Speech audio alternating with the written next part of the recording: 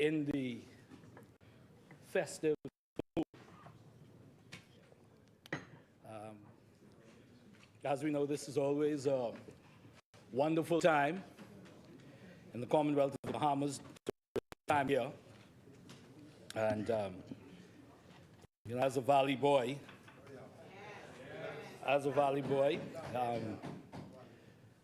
after today, we will turn to the shack and get ready to put those blows on Texans in particular.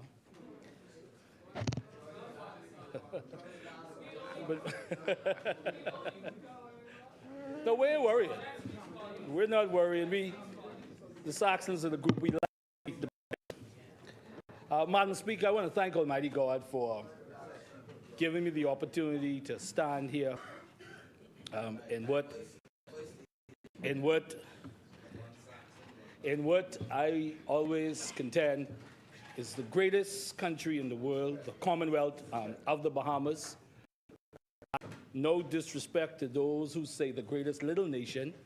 I do believe that the Commonwealth of the Bahamas is the greatest nation on earth because, as I always contend, that we are an incubator of talent and purpose, and some of the most gifted, talented, intelligent people, beautiful people in the world.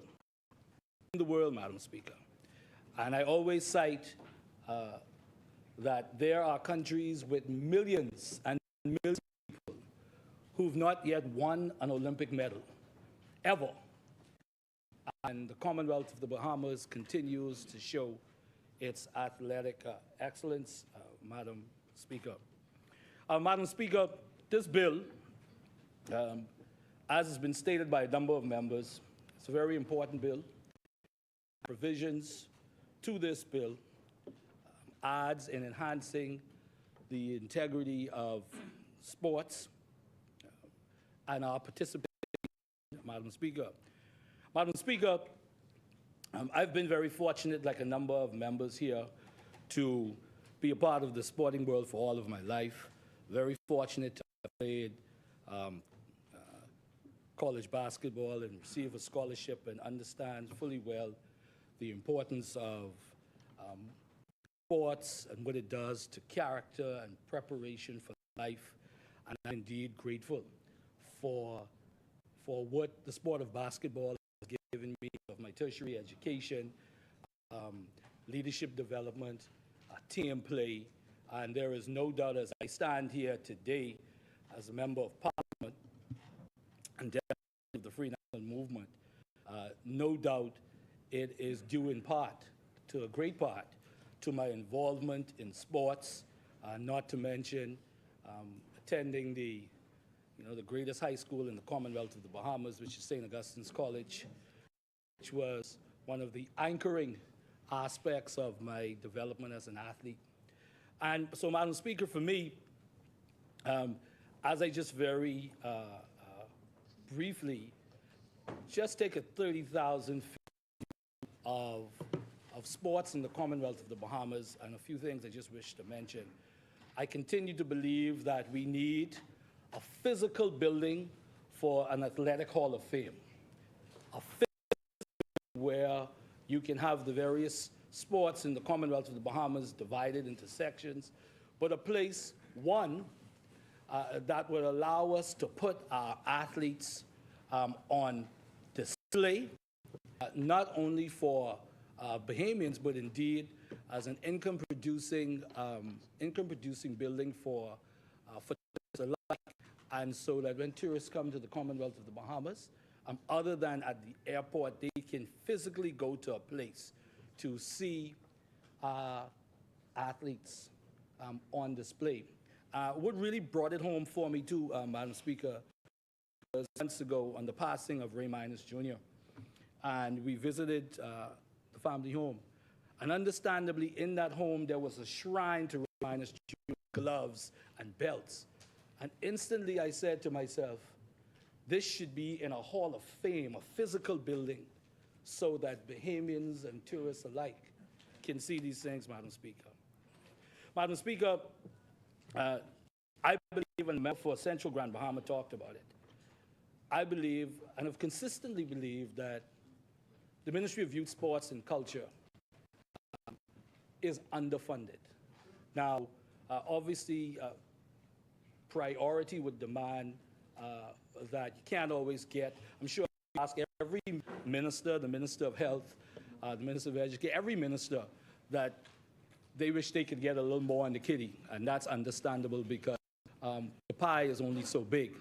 However, I believe that in our overall view of prosperity for the people of the Commonwealth of the Bahamas, economic policies, future development, and what we see in the future for our country, for our people, there needs to be a priority placed on the development of sports, the development of culture in an even more significant way, understanding that the culture is the soul of our nation. What sports does to the development of your people in so many ways, Madam Speaker.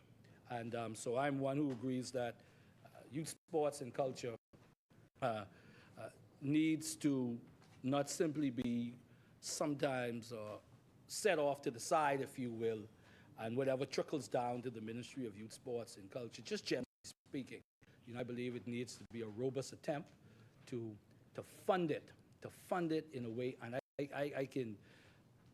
I can guarantee you, Madam Speaker, we will see the net benefits of that immediately, Madam Speaker, because of the importance of that ministry.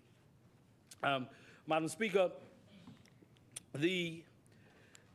this bill, controversial bill, so I won't be standing much longer, Madam Speaker. Obviously, the merits of the bill has been well touted to this point in this debate. We understand that the significance of it and how it allows us to be competitively in global sense, but also allowing us to fortify the integrity of our sporting complex, if you will, in the Commonwealth of the Bahamas, Madam Speaker. And it's also an opportunity, Madam Speaker, again, for us to appreciate our athletes and what it is that the sacrifices that they continue to be the best that they can be for our country, to be the best that they can be for their families, and true to their athletic professions, Madam Speaker.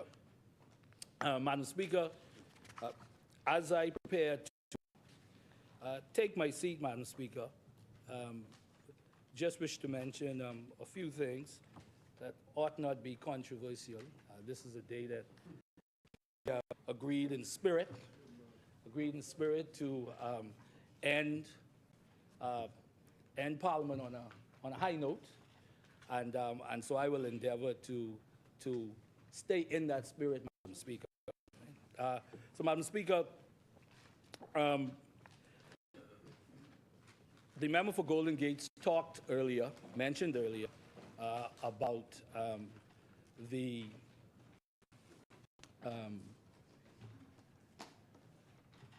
play, if you will, at the Atlantis March On. It was incredible.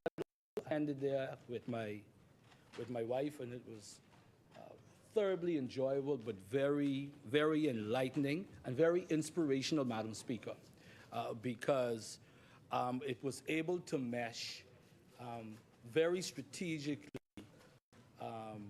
the humor as well as the history of the Commonwealth of the Bahamas in a way that obviously was very much appreciated by those who attended.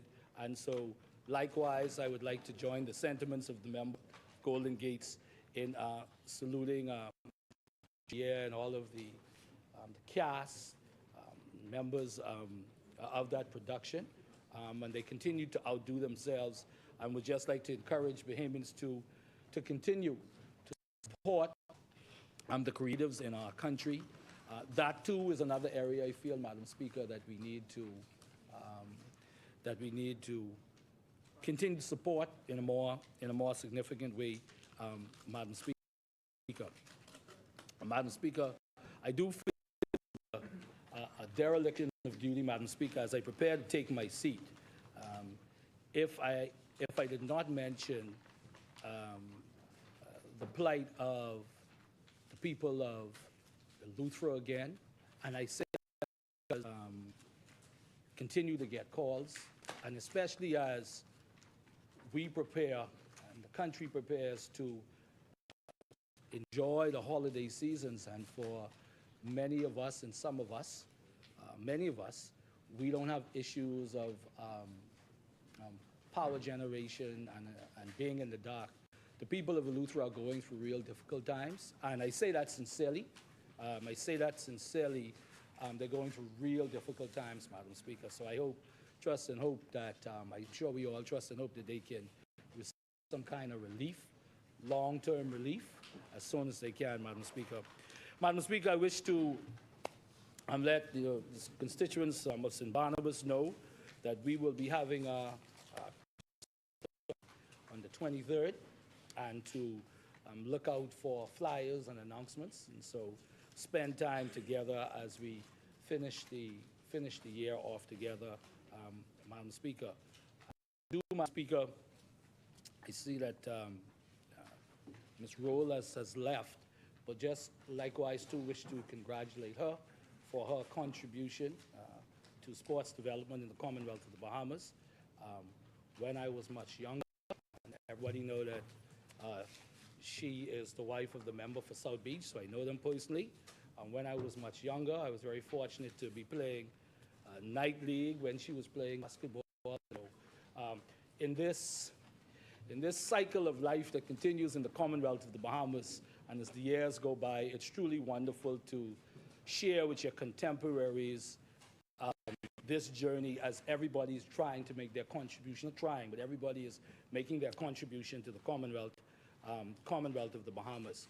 And so in that spirit of camaraderie that we've agreed on today, it's just a reminder that while we have our political differences and we very animated and very passionate about it, the reality of it is that we are all Bahamians and we are all connected. The member for Garden Hills used to be my night league coach. He used to tell me I like to shoot too much, but that's okay. He used to be my coach and played on teams with the member for South Beach. I just wanted to end on that note to say that on these days around the world in some places, unfortunately, persons are being inundated with bombs and military exercises, and that is unfortunate.